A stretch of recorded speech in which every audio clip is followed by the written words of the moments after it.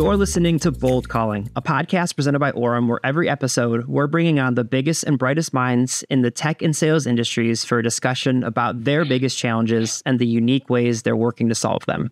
I'm your host, Adam Sokol, and I am honored to be joined for our first episode by Anshul Gupta, co-founder of Actively.ai. Anshul, thank you so much for joining me today. Thanks for having me, Adam. A lot of pressure being the first episode for Bold Calling. Yeah, I'm really, really excited. I was saying before we started recording, you and I have had a chance to speak a few times now about AI and sales development. And so I'm really, really excited about this discussion. For people who are listening in, we're going to break this up into 3 different segments. We're going to first talk about Anshul's company and what they do and where they came from. The second segment is going to be all about what keeps him up at night and kind of stresses him out. And then the third segment, we're going to have a little bit of fun. So first things first, let's dive right in. Can you give our listeners an introduction to Actively.ai? Sure. Maybe before that, I can just quick background on myself. I'm Anshul, one of the co-founders of Actively. As you mentioned, my background's actually not in sales, but sort of in math and computer science. Both me and my co-founder have been involved in AI research since our days at Stanford. We've been kind of in the space and studying and playing around with tooling since GPT-1. And it's been really cool to see even in the last 5-6 years how rapid the progression and the use cases have come since GPT-1, where the models were just only trained on unpublished books, not everything on the web, answering all the different questions that sales reps have never been asked them for. And so in terms of Actively AI, what we are is an AI agent that helps outbound teams increase pipe gen by doing 3 things. We tell sales reps who to target, when to reach out, and what to say.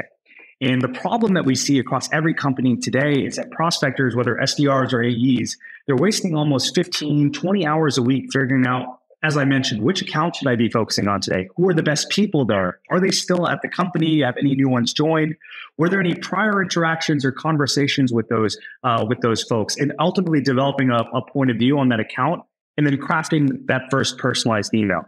Our technology is automating all of this because machines are just way better at these tasks. What humans are better at are hyper-personalized, LinkedIn or video outreach, cold calling, as Orem is best in class at supporting, and ultimately just communicating with prospects. And so we're working with, we're blessed to be working with some of the fastest growing companies, share many customers with you all like Ramp, Verkada, Flowcast, right? And they're seeing a 25-30% lift in productivity. And, as a small plug, we're a really nice 1-2 punch with you all at Orem and kind of the broader auto parallel dialing market, because our AI is able to kind of help you with preparing those lists, trigger and draft those hyper relevant emails so that you can spend as much of your day trying to talk to as many prospects as possible. I love it. And I want to take one step back. I'm really, first off, having had several conversations with you and understanding what your platform does, it does make all the sense in the world. We here at Orem, we're currently, at time of recording this, by the time people hear it, we will be just about ready to release this AI report that I've been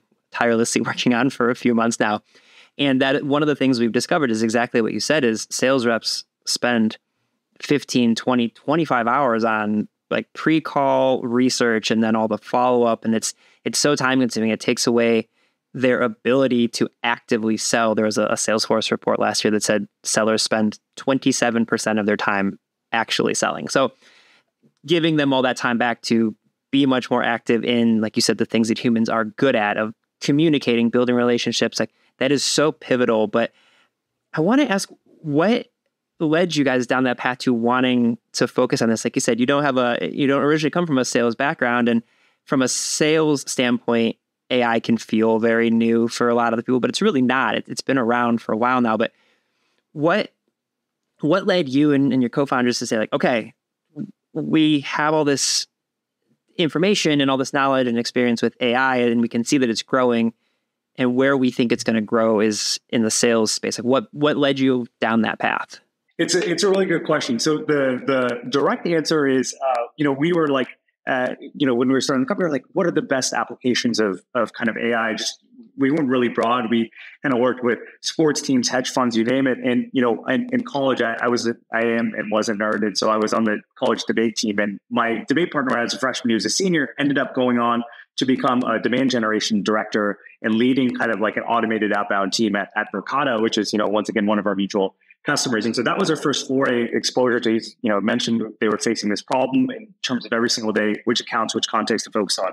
But to your point, Adam, you mentioned AI is kind of not a new paradigm. And so I like to think about kind of the domain we're working with as a good analogy, or what a good analogy would be is financial markets. So that's a big hobby, like intellectual interest of mine for a long time. And there's so many things in common. So there's tons of data, right? It's generated daily from a variety of sources. Orm's helping you generate a lot of data, Gong, outreach, all the activities that you're doing, signals you're buying.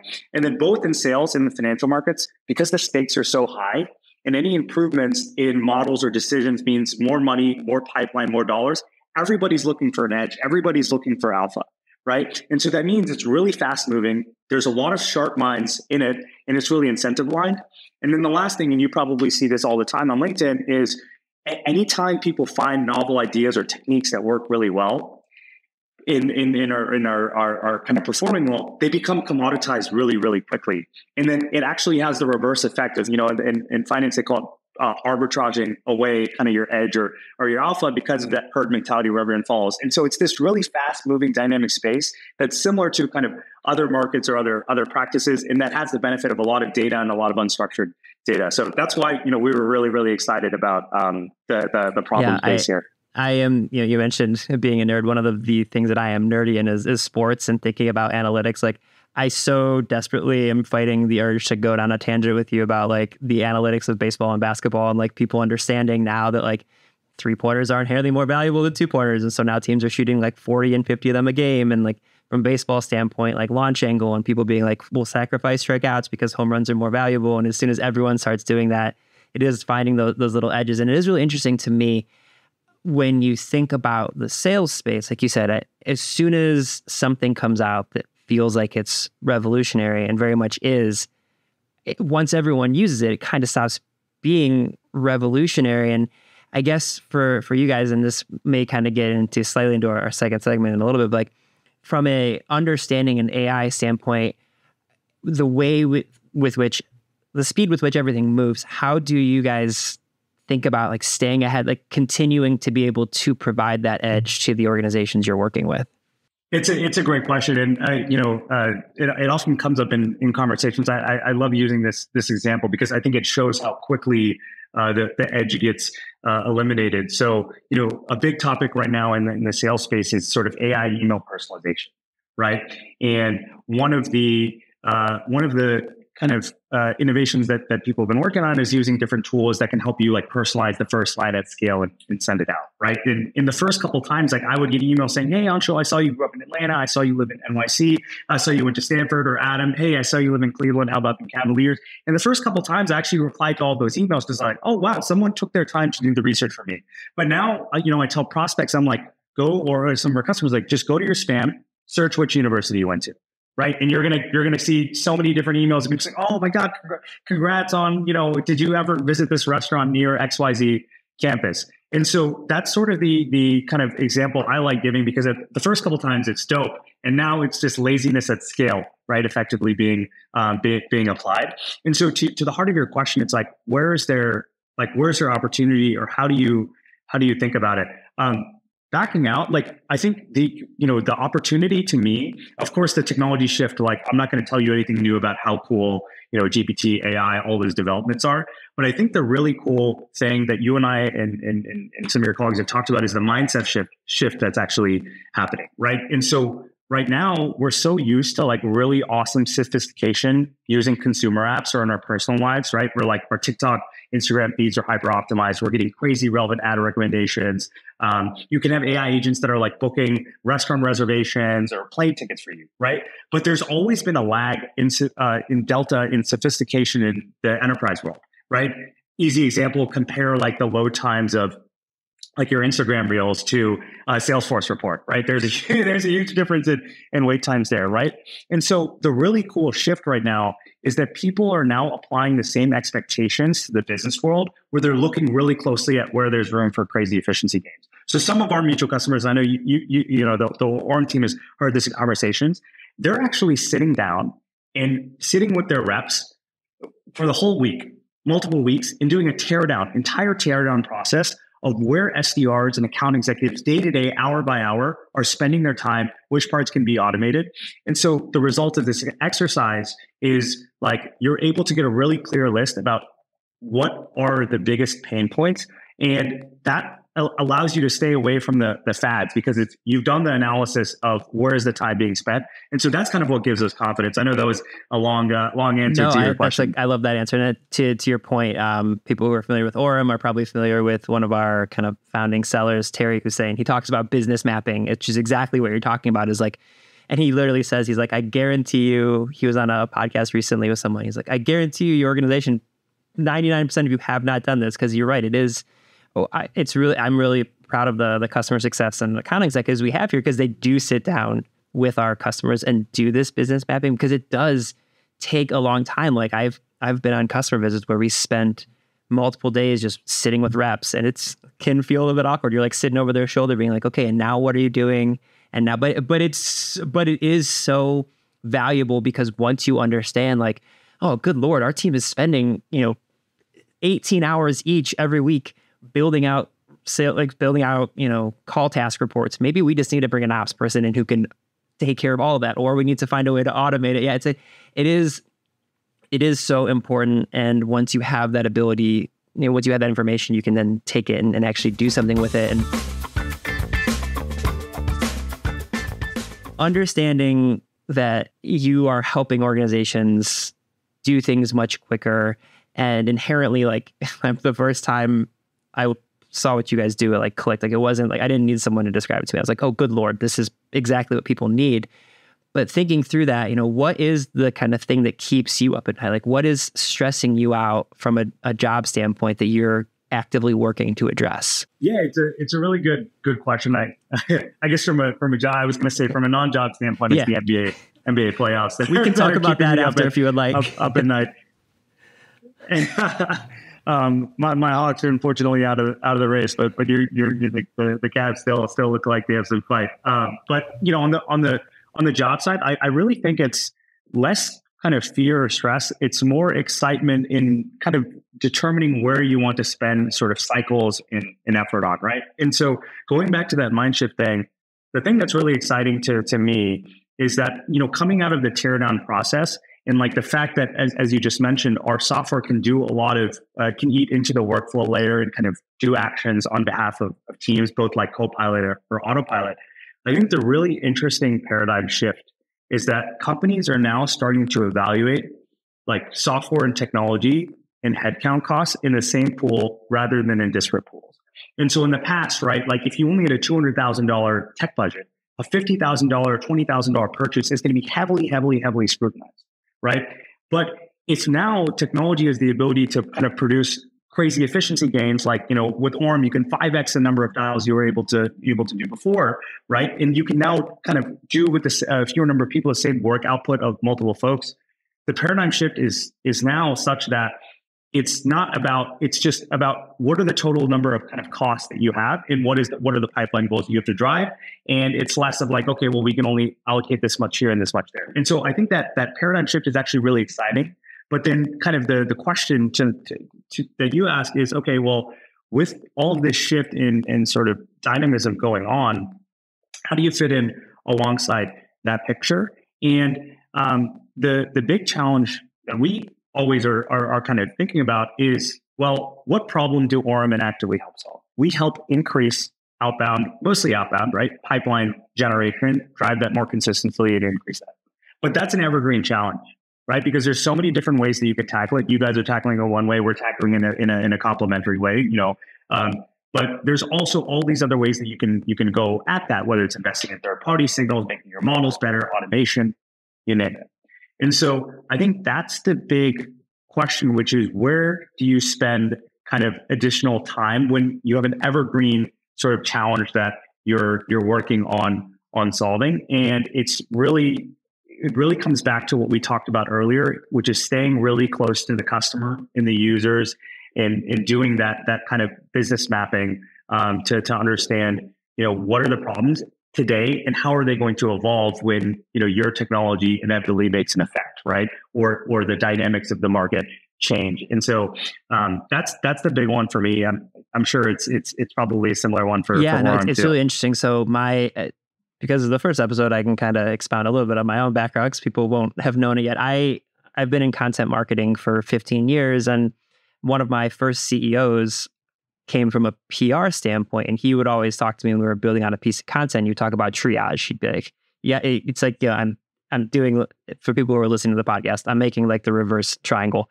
And he's always like, the very top of the funnel, give me the most important information, and then like narrow it down because realistically, people are going to stop paying attention. And in theory, that works. It's triage, understanding what's most important to people. But to kind of what you're saying, and like the same thing, it's true, I think, in like any aspect of the role. Like for me, creating content for Orem, I'm one of the only people who do that. So in theory, I'm like, okay, let's focus on the most important things. But the most important things change so quickly in this space. And it's like the old Fight Club thing, like if everyone is special, no one is. It's like if everything's the most important thing, what is actually? So for you, how are you guys thinking about triaging, like what is the most important thing you can tackle? You mentioned business mapping with organizations, but like how do you in a day in and day out basis address like, okay, this is the actual most important thing that I need to be spending my time on? It's a good question. I don't necessarily think we do the best job. And we have a blessing and curse of basically having what I would, humbly say is a pretty OP engineering team. So we can basically build anything, save for maybe AGI. We probably need some more dollars and more resources to build that out. But I think it's definitely a challenge. Our approach has been partner up with companies that are living in the future, right? Companies that are growing, the fastest growing companies that want to grow even faster, but not in the scenario of just throwing a bunch of dollars and humans at the problem. But in terms of if they need to do that, they will do it, right? But being really smart, efficient, and targeted about it. And that's kind of the big paradigm that like we've seen, taking inspiration from other kind of iconic B2B companies is work with customers or prospects, clients that are living in the future and figure out like ultimately what their viewpoint is, how that aligns with yours, how you can shape it. And then the rest of the market will follow. As you know, there's like the classic innovation adoption curve. And so companies like Ramp that we're working with, like Verkada that we're working with, they're of course, trying to optimize a unit of their SDRs times or their AEs times as much as they can. But then they're also investing at the same time in like automated outbound or tools or software or technologies that can kind of really operate in headless fashions at scale. And so because they have the blessing of, doing hundreds of millions in revenue and they have a lot of resources, they can invest in those kinds of approaches. And so how do you bring that to the broader market? And so that's there's no like, okay, this problem is like the one that, or this specific aspect of that, of the 40 hours a week is what we want to, automate. We want to be pretty kind of broadly open-minded, but just really making sure that we're spending as much time as possible with these companies that are living in the future.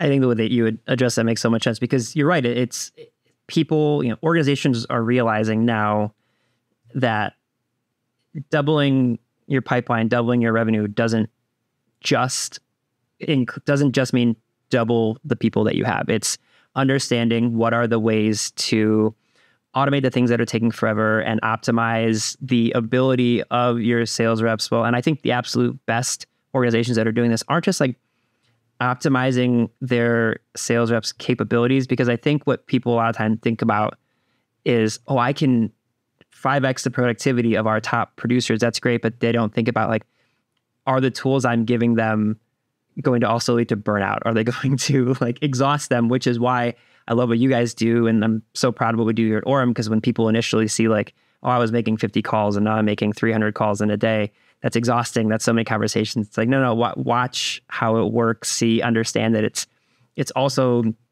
giving you time back, which is the thing that I also love about Actively is it's all about taking all of the things you're doing and just making it more efficient and much smarter. So that wasn't even a question. That was more of me kind of giving you your flowers. So thanks. I'm going to ask every guest who comes on just a series of lighthearted questions to kind of give us a little bit of space to play. So the first one was, what was your first job you ever had? It can be when you were a kid. It can be when you were a teenager. What was the first job you ever had? Yeah, it's a good question. It's, technically I went the entrepreneurship route, but when I was not lemonade stand, but I guess a nerdier version of that. So when I was 8 or 9, our local library, I grew up in the Metro Atlanta area. Our local library would have, I think it was once a month, $1 book sales, right? And so I would go there. You know what I'm talking about? So I would go there, and I guess this was pre-mobile, right? So I'd go there, right? Each book, I'd run to the computer, look up how much I could sell it for on Amazon or eBay, and then buy it up. And like, I got like, an allowance of like, 12, $15 from my parents. And it was like, okay, what can I do with this? And then obviously, you've been to these, so there's like hundreds of books that they're obviously the library's trying to raise for donations. And so I can't go through those one by one, or else my mom's going to get pretty annoyed just sitting with me there for hours. So you have to learn like kind of cool heuristics. There's obvious ones that I learned that worked really well. Of course, hardcover books are generally tend to be worth more. Larger books with more pages. Another one is like the more colorful the cover, right? So you should judge a book by its cover, I guess is the adage, or should be the adage, right? Those also end up being worth more. So that was my first That job. is phenomenal. Listen, I'm the son of an English teacher, and I started my career working for an organization called Overdrive. They have an ebook and audiobook app called Libby, which lots of people know about as a library app where you can borrow books from the library, digital books on your phone, and it's very, very popular. And so I grew up in libraries, so I'm very, very intimately aware of the classic book sale. That is incredible. I love the hustle that you're just like, I'm going to take these and I'm going to sell them. It's beautiful. Since you were kind of an entrepreneur from day one, you might not have like a traditional answer for the second one, but what's the worst job you've ever had? Yeah, I actually don't even have I don't think anything comes to mind there. I mean, I've had, jobs that were maybe less stimulating. Like I briefly worked at Microsoft, which is like classic, sort of big tech company. It's obviously doing very well with OpenAI. It's got really smart people there, but maybe the, less intellectually interesting. But in kind of all the different gigs I've had, I've been able to sort of learn something new and work with smart people. So yeah, listen, you set yourself up for success when you at like 8 or 9 years old were already your own boss. So good on you for that. What is your favorite app from a productivity standpoint? Like what's one that helps you just be better in your day in and day out? So this is, I've had some friends ask me, this is like a counterintuitive answer, but Blitz Chess on chess.com actually makes me more productive. I actually played pretty, embarrassingly enough, while I was in the waiting room getting the kind of the podcast set up. I may or may not have played a game. And why is that, right? Because Blitz Chess, you have 3 minute, it's like 3-minute chess games, right? So you have to think really fast, make decisions. One mistake, you lose the game, right? So kind of like jolts or wakes you up if you're in like a lull, like you just end up thinking faster coming out of it. So yes, like in the moment, I'm not productive because I could be, talking to you or whatever it might be. But yeah, I love that. That's fantastic. Okay, so this might end up being the same answer then. Do you have a favorite app just for fun? Like I know a lot of people like Ting, my boss you've met a couple of times, loves TikTok. Like, do you have an app that you just use for pure enjoyment? Yeah, it's a good question. I will say not TikTok. I'm 50-50 on maybe leaning towards the ban sometimes when it comes to TikTok as a joke. But I would actually say X, like Twitter, whatever you want to call it. I'm a huge sports fan, as you know. There's like sports memes and everything. The coverage on there is great. Just like you can also learn a lot from it too. Just like kind of following entrepreneurs, venture capitalists, right? There's all the kind of cultural stuff. And then I know we work in sales, but like ads, because Elon's Elon, they aren't a prominent part of the platform, right? Because he kind of pissed off a lot of the advertisers, right? And so you're not being sold to, which is nice. The DMs are bifurcated, right? Unlike LinkedIn. And so like anyone trying to sell it to you, you kind of don't really see it. And so, yeah, I highly recommend I will say, I agree with you, especially from a sports standpoint. Like I said, I'm also a huge sports fan. At the time we're recording this, at the Game 6 of the Cavs playoff series, we'll see how that turns out. By the time people hear this, they will either have won or lost. But yeah, watching sports in like Twitter, X is undefeated when it comes to real time conversations about things happening. No argument there. Yeah. What is your ideal work day? That's a good question. I mean, I think it goes back earlier to what I was saying, which is like spending as much time as possible with customers and users, right? And working with the ones that are kind of living in the future and open to doing things very differently than what was done before. They're not kind of tied to dogma or old practices, right? And so like as much as time as possible is doing that. And then ultimately, right, working with, as I mentioned, like we have a really, really strong engineering team that's like so fun to work with. And we build and ship product at a high rate, put it in front of our customers, right? Iteration cycle. And so that's just that feedback loop is really exciting. And then of course, when you get constructive feedback, that's awesome. But then when, just getting the messages of, hey, I got promoted, or I've been booking all these meetings, et cetera, like that's just, there's nothing that beats it. I will say, as the person who, one of my jobs here is managing all of our social media, and getting tagged in those LinkedIn messages about people being like, we got one just last week. Someone was like, we just brought on Orem and we increased our connect rate by 1900%, which feels impossible. And then I saw everyone in the comments that worked at the organization. It was like, no, but for real, this has like changed our lives overnight. That you're absolutely right. Like seeing. I actually saw this post. And I was like, wait, is there a typo in that number? I asked because again, like I'm the one who I respond to everybody. I repost and all this different stuff. I like asked the CSM. I was like, that can't be right. She's like, no, that was the increase from whatever. I was like, were they just like, what number were they only dialing? Like 6 number? Like what was happening? I couldn't understand, but it was absolutely wild. Yeah, that was really cool to see. Okay, last question for you. We, as everyone listening in will know or knows, Orem, we are big believers in the phone. So what is a cold call opener that would get you to at least hear a pitch from somebody? Yeah, it's a good question. So interestingly, I feel like I reply to emails more than answer cold calls, because with cold calls, it takes you out of your flow state sometimes, right? Maybe I'm in the middle of something, you get a call, pick it up. All right, then, I have to like readjust back to what I was doing, versus emails, you can kind of reply whenever. But on cold calls, there are some that I've picked up, and like it wasn't a permission-based opener, right? Which I know is the classic one. Instead, I got like something along the lines of, oh, hey, I saw you liked something on Twitter recently, or were in like a blog post, or whatever it might have been. And so then like automatically I'm like, okay, interesting. They've done the research. So yeah, I guess I'm curious. Have you gotten any good ones recently? I joke all the time that I am very cognitive of what we do. So since I started working at Orem, I pick up cold calls, even the ones that say like spam likely. I pick them up because I want to hear how people will pitch. And so the first thing I pay attention to is the delay between when I say hello and when they actually respond to me. And if it's long, I will call them out. I'll be like, what platform are you using? Because that was awful. I'm like, and either they'll hang up or they will be like, well, we're using insert thing here. I'm not going to trash any competitors on our podcast, but there have been multiple times where like I literally will, if they say something interesting, like, hey, let me get 20 seconds of your time, and I'll be like, I'll let you pitch me, but we don't have any budget. And it'll be like, a lot of people say that, but if they will handle my objection in real time, I'll say, okay, that's great objection handling, keep going. And I've taken pitches from cold calls for sure, but my proudest thing is I ask every single person who cold calls me, no matter if I take their pitch or not, I'll be like, let me ask you, how did you call me today? And they're like, well, what do you mean? I'm like, well, did you use an AI dialing solution, or are you just manually dialing? And if they say either like we're manually dialing, or like we're using the manual dialer in a CRM, I'm like, well, here's what Orem does. We have literally signed. That's great. My sales team, we have signed people because I have just like taken those calls. So that's a fun way to do it for sure. Okay. And so where can people get more information about Actively and you, if they're interested in learning more about everything you guys are doing? Yeah.